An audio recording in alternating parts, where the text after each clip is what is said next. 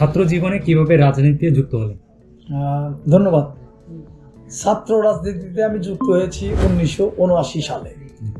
আমার বড় ভাই যখন শহীদ রাষ্ট্রপতি জিয়াউর রহমান জাগদল করতেন, অর্থাৎ শহীদ রাষ্ট্রপতি জিয়াউর রহমানের প্রথম যখন জাগদল সৃষ্টি হয়, তখন থেকে আমার বড় ভাই এই দলের সঙ্গে সম্পৃক্ত ছিলেন। আমার বড় ভাইয়ের প্রতি তাকিয়ে এবং তাকে ফলো করেই ছাত্র রাজনীতির সাথে সম্পৃক্ত হয়েছি। এবং 1978 সালে আমি যেহেতু বয় স্কাউট করতাম, তখন সেই বয় স্কাউটের মৌচাকে আমাদের ক্যাম্পিং হতো, ক্যাম্প ছিল, সেটা জাম্বুরি ছিল। সেই জাম্বুরিতে শহীদ রাষ্ট্রপতি জিয়াউর রহমান উনি ঘুরেছেন। আমাদের ট্রেন্ড অর্থাৎ তাঁবু, আমাদের তাঁবু এবং নাটোরের তাঁবু পাশাপাশি ছিল। যখন শহীদ রাষ্ট্রপতি জিয়াউর রহমান ওই তাঁবুতে আসেন, যে খুব সাবলীলভাবে জিজ্ঞাসা করলেন, এটা নাটোর, তোমরা কি আমার জন্য কাঁচাগোল্লা নিয়ে এসেছো কিনা? এই যে জিয়াউর রহমানের এই কথাটা আমার এখনো মনে আছে। শহীদ জিয়ার প্রতি আমার শ্রদ্ধাটা বাড়ছে। তারপরে ছিল যখন আমরা সিরাজগঞ্জে আসে, তখন বললো যে সিরিয়াসগঞ্জ, তোমরা তো সিরিয়াসগঞ্জের সব ছাত্র। এই যে শহীদ রাষ্ট্রপতি জিয়াউর রহমান অত্যন্ত সাবলীল ভাষায়, খুবই সিম্পল একটা রাষ্ট্রপতি, তখন সে রাষ্ট্রপতি, তো এই যে কথাটা বলেছে, তখন থেকেই শহীদ রাষ্ট্রপতি জিয়াউর রহমানের প্রতি আমার শ্রদ্ধা ছিল। সেই শ্রদ্ধা থেকেই এবং আমার বড় ভাইয়ের অনুপ্রেরণায় আমি জাতীয়তাবাদী ছাত্র দলে প্রবেশ করেছি, শহীদ জিয়ার আদর্শকে বিশ্বাস করেছি এবং ছাত্র দলের যে শিক্ষা ঐক্য প্রগতি সেটার সঙ্গে সম্পৃক্ত হয়েছি। ধন্যবাদ। ভবিষ্যতে রাজনীতিতে তরুণদের ভূমিকা আপনি কিভাবে দেখেন? ভবিষ্যতে তরুণদের রাজনীতি সকল সময় ভূমিকা রাখে। আপনার যদি একদম শুরু থেকেই দেখেন, সকল শুরু থেকেই ছাত্ররা কিন্তু ভূমিকা রেখেছে। আপনার 52-এর ভাষা আন্দোলন বলেন, 69-এর গণ অভ্যুত্থান বলেন, 90-এর স্বৈরাচার বিরোধী আন্দোলন বলেন, আপনার সর্বশেষ 2024 সালের যে আন্দোলন বলেন, সকল আন্দোলনেই কিন্তু ছাত্রদের ভূমিকাটা হচ্ছে অগ্রণী ভূমিকা এবং ছাত্ররাই একমাত্র পারে যে কোনো পরিবর্তন আনতে। সেই জন্য ছাত্রদের রাজনীতি না করলেও আন্দোলন সংগ্রামে থাকা উচিত, তবে ছাত্রদের কোনো দল গঠন করা উচিত বলে আমি মনে করি না। ছাত্ররা থাকবে ঢাল হিসাবে, চাবুক হিসাবে। রাষ্ট্র পরিচালনা যারা করবেন, অন্যায়ের সাথে যারা সম্পৃক্ত হবেন, সেই তরুণরা সেই অন্যায়ের বিরুদ্ধে প্রতিবাদ করবে, বৈষম্যের বিরুদ্ধে প্রতিবাদ করবে। এটা থাকবে হলো ছাত্রদের ভূমিকা। আমি তরুণদের এই ধরনের ভূমিকাই আশা করি। ধন্যবাদ। সিরাজগঞ্জের ব্যবসা বাণিজ্যের বর্তমান অবস্থা কেমন? সিরাজগঞ্জ একটি আসলে কৃষি প্রধান এলাকা, পাশাপাশি তাঁত প্রধান এলাকা। বিভিন্ন কারণে কৃষিটাও নষ্ট হয়ে গিয়েছে, কারণ আমরা নদী ভাঙ্গন এলাকার মানুষ। যমুনার পাড়ে আমাদের বসবাস। প্রতি বছরই দেখা যায় যমুনার ভাঙনে আমরা পড়ে যাই, আমাদের ফসলি জমি ভেঙে যায়, বাড়িঘর ভেঙে যায়। অনেক সময় কৃষিক্ষেত্রে আমরা খুবই সমস্যার মধ্যে পড়ি, যার কারণে আমরা অর্থনৈতিকভাবে ক্ষতিগ্রস্ত। পাশাপাশি ইন্ডাস্ট্রিয়াল এরিয়ার মধ্যে বলা চলে তখন একমাত্র আমাদের ছিল তাঁত। এই তাঁতটাও ধ্বংস হয়ে গেছে, কারণ এই তাঁতিকে নিয়ে গত 17 বছর একটা সিনেমিনি খেলা হয়েছে। তাঁতিদের নামে একটা সিন্ডিকেট ছিল, তাঁত বোর্ড। সেই তাঁতিদের নামে তারা রং, সুতা এগুলি নিয়ে আসতো, একদম ওই যে আপনার শুল্ক ছাড়া। এগুলি তাঁতিদের নামে নিয়ে এসে তারা সিন্ডিকেটের মাধ্যমে বিক্রি করতো, তাঁতিরা এগুলা পেত না। যার কারণে তাঁতিরা অনুৎসাহিত হয়ে পড়েছে তাঁত শিল্প আরো উন্নত করার জন্য। তো সেই কারণে তাঁত শিল্পটাও ধ্বংসের মুখে। আমি চাই যে সিরাজগঞ্জের এই ঐতিহ্যটাকে ফিরিয়ে আনতে হলে সরকারকে পৃষ্ঠপোষকতা করতে হবে। এবং আমাদের নদী যে ভাঙ্গন, এই নদী ভাঙ্গনে এখন চর উঠেছে, এই চরগুলিকে কৃষিতে কাজে লাগাতে হবে। আমাদের এখানে ভুট্টা চাষ ভালো হয়, বাদাম চাষ হয়, এগুলি চাষ করে অর্থনীতিতে একটা অবস্থান রাখার জন্য। আর পাশাপাশি গত 17 বছর ফ্যাসিবাদ আমলে 2-3টা আপনার প্রতিষ্ঠান করার জন্য চেষ্টা চলেছে, কিন্তু 17 বছরে তারা প্রতিষ্ঠিত করতে পারে নাই। বেসরকারি একটি ইকোনমিক জোন সেটা প্রতিষ্ঠিত করতে পারে নাই, আপনার যে শিল্প পার্ক সেটা প্রতিষ্ঠিত করতে পারে নাই। এবং এইগুলি প্রতিষ্ঠিত না করার কারণে আমাদের যে শিল্প কলকারখানা গড়ে ওঠা সেটা ওঠে নাই, বরঞ্চ যেটি ছিল একমাত্র কমিউনিটি মিল, সেটা বন্ধ হওয়ার কারণে আমাদের শ্রমিকরা বেকার হয়ে পড়েছে। সেই কারণে এখন নতুন নতুন উদ্যোগ গ্রহণ করে এই ইকোনমিক জোনটা চালু করতে হবে, শিল্প পার্ক চালু করতে হবে এবং ব্যবসায়ীদেরকে যারা বিনিয়োগ করে তাদেরকে উৎসাহিত করতে হবে সিরাজগঞ্জে বিনিয়োগ করার জন্য। তো আমি সিরাজগঞ্জ চেম্বারের প্রেসিডেন্ট হিসেবে চাইবো যে সিরাজগঞ্জের কিন্তু অনেক বড় বড় ব্যবসায়ী আছে যারা ঢাকামুখী, নারায়ণগঞ্জমুখী। আমি সিরাজগঞ্জের এই বড় ব্যবসায়ীদেরকে সিরাজগঞ্জ চেম্বারের পক্ষ থেকে অনুরোধ করব, সিরাজগঞ্জ একটা ব্যবসায়িক উপযোগী স্থান। কারণ হলো এখানে যোগাযোগ ব্যবস্থা অত্যন্ত ভালো, এখানে নৌপথ রয়েছে, রেলপথ রয়েছে, এখানে সড়কপথ রয়েছে, গ্যাস বিদ্যুৎ দুটাই ভালো আছে। সেই কারণে আমি সিরাজগঞ্জের সকল বিনিয়োগকারীদেরকে অনুরোধ করব আপনারা সিরাজগঞ্জে বিনিয়োগ করবেন। এখানে বিনিয়োগ করলে আমরা চেম্বারের পক্ষ থেকে সকল নিরাপত্তার ব্যবস্থা করব যাতে কোনো ব্যবসায়ীরা হয়রানির শিকার না হয়। আমরা চেম্বারের পক্ষ থেকে ব্যবসায়ীদের পক্ষ থেকে এই দায়িত্ব নেব ইনশাল্লাহ। তরুণদের কর্মসংস্থানের জন্য কি আবার কোশ্চেন করি, তরুণদের কর্মসংস্থানের জন্য কি ধরনের উদ্যোগ প্রয়োজন?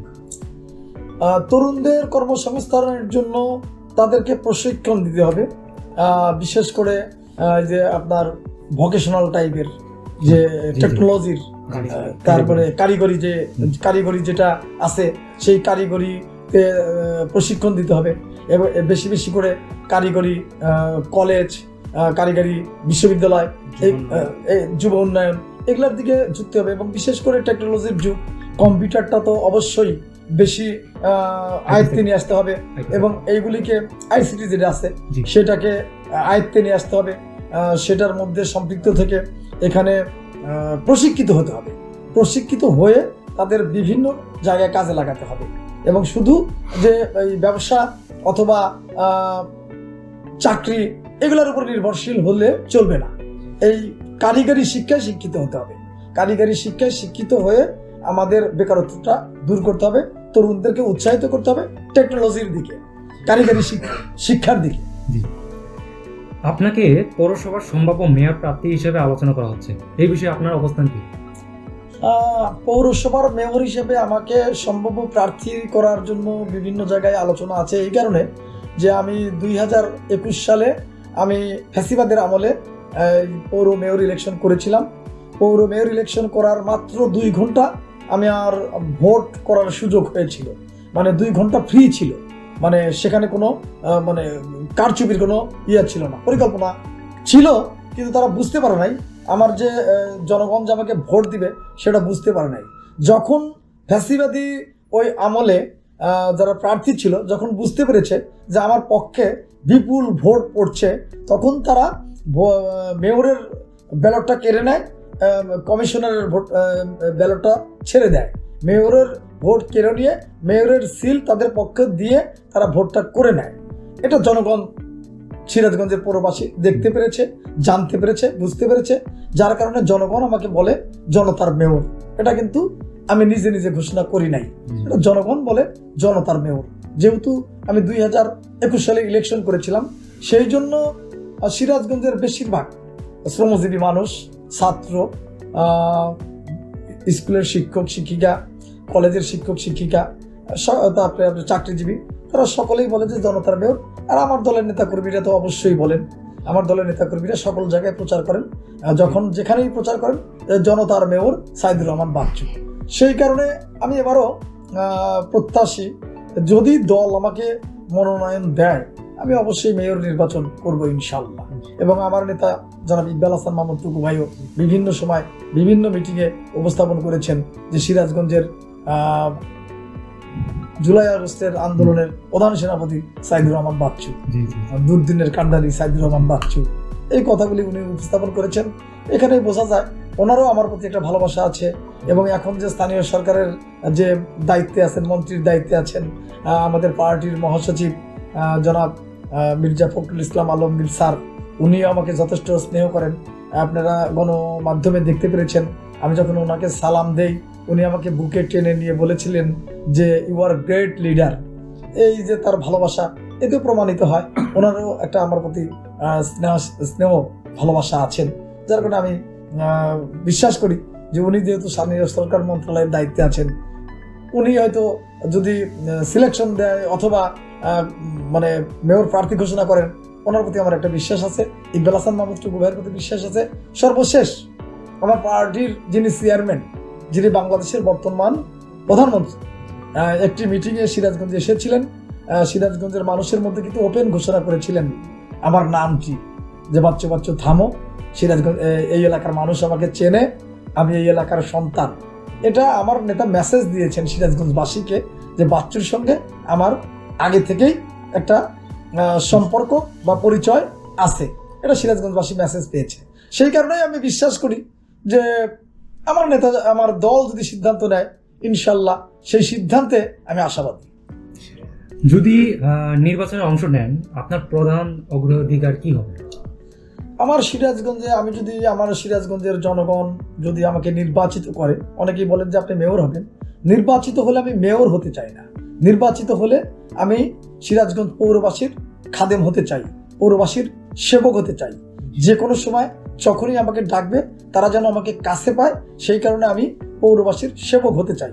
এটা আমার প্রথম কথা। আর নির্বাচিত হলে আমার অনেকগুলি চ্যালেঞ্জ রয়েছে। একটা হচ্ছিল আপনার, প্রথমেই আমি বলবো সন্ত্রাসমুক্ত সিরাজগঞ্জ করব, মাদকমুক্ত সিরাজগঞ্জ করব, আপনার দুর্নীতিমুক্ত সিরাজগঞ্জ করব, আপনার যে চাঁদাবাজ মুক্ত সিরাজগঞ্জ করব এবং গ্রিন সিরাজগঞ্জ করব, যে সিরাজগঞ্জে মানুষ স্বস্তির নিঃশ্বাস ফেলতে পারে। প্রতিটি ঘরে ঘরে এই বৃক্ষরোপণের আমি ব্যবস্থা করব, প্রত্যেকটা বাড়ির আঙ্গিনায়। যদি বাড়ির আঙ্গিনায় জায়গা না থাকে, যদি কেউ দোতলা, তিনতলা, চারতলা বিল্ডিং করে থাকে, বিল্ডিংয়ের উপরে যাতে বৃক্ষরোপণ করতে পারে, সেটাও আমার একটা দৃষ্টি থাকবে। আর হচ্ছিল যে আপনার যারা মানে দুস্থ অথবা অল্প আয় করেন যারা, যেমন কিছু কিছু শ্রেণী আছে, এই যে আপনার জুতাটা যদি অপরিষ্কার হয়, আপনার জুতা পরিষ্কার করার জন্য কিন্তু মিস্ত্রি লাগে। ওই মিস্ত্রিরা কিন্তু একটা জায়গায় বসবাস করে, তাদের একটা আবাসস্থল নাই। তাদের আমি একত্রিত করে আবাসস্থলের ব্যবস্থা করব। আমরা যেমন গ্যাস পাই, আমরা যেমন পানির সহযোগিতা পাই, তারাও যেন এটা পায়। এই নিম্ন আয়ের যারা আমাদেরকে পরিষ্কার পরিচ্ছন্ন রাখার চেষ্টা করে, তারা যেন বঞ্চিত হয়, তাদের প্রতি আমার দৃষ্টি থাকে। পাশাপাশি আপনারা জানেন যে আমাদের এখানে 2টা সুইপার কলোনি আছে, হরিজন কলোনি বলে। এই হরিজন কলোনি খুব কষ্ট করে তারা থাকে, সেখানে তাদের আবাসস্থলটা নাই। তাদের প্রতি আমার দৃষ্টি থাকবে, তারা যেন আবাসস্থল পায়, সেখানে যেন তারা গ্যাস পায়, বিদ্যুৎটা ভালো পায়, পানি ভালো পায়। তারা যেন আমাদেরকে মানে পরিচ্ছন্ন মনে আমাদের পৌরবাসীকে সেবা করতে পারে, সেই ব্যাপারে আমার একটা ভূমিকা থাকবে ইনশাল্লাহ। আর স্বাস্থ্য খাত, বিশেষ করে স্বাস্থ্য যাতে ভালো থাকে, যে হসপিটালগুলো আছে, হসপিটালগুলোকে আমি পরিচ্ছন্ন রাখার চেষ্টা করব। যে ক্লিনিকগুলো আছে, সেই ক্লিনিকগুলোকে আমি আধুনিকরণ করব। সেই ক্লিনিকগুলোর, বিশেষ করে আমার মায়েরা প্রসূতিদের জন্য আলাদা ক্লিনিকের আমি ব্যবস্থা করে দেব, যে প্রসূতিরা যাতে হসপিটালে গিয়ে কোনো মানে বাধার সম্মুখীন না হয়, অসুবিধার সম্মুখীন না হয়, সেই ব্যাপারে আমার ব্যবস্থা থাকবে ইনশাল্লাহ। আর একটা কথা আমি বলতে চাই যে আপনার স্যানিটেশনটা কিন্তু এখনো সিরাজগঞ্জে পুরো আওতায় ফুল আসে নাই। এখনো কিছু কিছু গ্রামে আমার পৌরসভার মধ্যে কাঁচা স্যানিটেশন আছে, এখনো আমি মনে করি। কোথাও যেন কাঁচা স্যানিটেশন না থাকে, সেটাকে আমি পাকা করার ব্যবস্থা করবো ইনশাল্লাহ। স্যানিটেশনের কারণে যাতে পরিবেশ দূষণ না হয়, সেই ব্যাপারে আমার ভূমিকা থাকবে। আর একটি কথা আমি আপনাদেরকে বলতে চাই, সেটা হলো প্রত্যেক মানে দেশেই দেখবেন সেই দেশের দৃষ্টিনন্দিত কিছু ব্রিজ থাকে। যেমন লন্ডনে টেমস নদীর উপরে যে ব্রিজ, সেই ব্রিজের কিন্তু একটা সৌন্দর্য। আমাদের সিরাজগঞ্জ কিন্তু 2 ভাগে বিভক্ত, অর্থাৎ এপার ওপার বলে। আমাদের সিরাজগঞ্জে যমুনা নদীর সঙ্গে যে কাটাখালীর একটা সম্পৃক্ততা আছে। এই কাটাখালীটাকে একসময় ভাগায় পরিণত হয়েছিল। 2001 সালে বর্তমান যিনি মন্ত্রী বিদ্যুৎ, জ্বালানি এবং খনিজ সম্পদ দায়িত্বে আছেন, উনি কিন্তু তখন বিদ্যুৎ প্রতিমন্ত্রী ছিলেন। বিদ্যুৎ প্রতিমন্ত্রী থাকাকালীন অবস্থায় ইকবাল হাসান মাহমুদ টুকু ভাই এই কাটাখালীকে দখলমুক্ত করে সেখানে কিন্তু দৃষ্টিনন্দিত করার ব্যবস্থা করেছিলেন এবং নব্যতা ফিরিয়ে এনেছিলেন। সেটা আবার এই গত 17 বছরে এটা কিন্তু আবার আপনার ভাগায় পরিণত হয়েছে এবং অপরিচ্ছন্ন থাকে। এখানে টাকা অর্থ বরাদ্দ দেয় ঠিকই, সেই অর্থ বরাদ্দগুলি তারা লুটপাট করেছে। আমার কথা হলো এই কাটাখালীটাকে আমি একটা দৃষ্টিনন্দিত কাটাখালীতে পরিণত করব এবং এখানে যেন পানির নব্যতা থাকে। এবং এই নব্যতাটা আমার পরিকল্পনা আছে যে এখানে একদম নিচে থেকে গভীর করব, যাতে গভীর করে আপনার একটা ছাকনার ব্যবস্থা করব। আপনার দেখা গেল অপরিকল্পিতভাবে কেউ ওই ইয়ের মধ্যে কিছু ফেলে দিল, সেটাকে একদম একটা জায়গা যাবে, সেই জায়গায় পড়বে এবং নিচের থেকে পানি উঠবে, ওইটা ছেঁকে দিবে এবং পৌরসভার কর্মীরা সেটা পরে তুলে দিবে এবং ওই নদীর নব্যতাটা থাকবে। এবং এই নদীটাকে আপনার কি বলে কাটাখালীকে একদম আমি যদি আল্লাহ যদি আমার কপালে এটা রাখেন, একদম ইয়েতে আমার মন্ত্রী যেহেতু ইকবাল হাসান মাহমুদ টুকু ভাই আছে, ওনার সহযোগিতায় এই কাজটা আমি করব এবং দুই পাশে দৃষ্টিনন্দিত করব, মানুষ জানি চলাফেরা করতে পারে। সকালে যারা ডায়াবেটিস রোগী তারা হাঁটতে পারে এবং শিশু বাচ্চারা নদীতে বিকেলে বেড়াইতে পারে, এরকম ব্যবস্থা থাকবে, লাইটিং থাকবে, সকল ব্যবস্থা আমি করে দিব।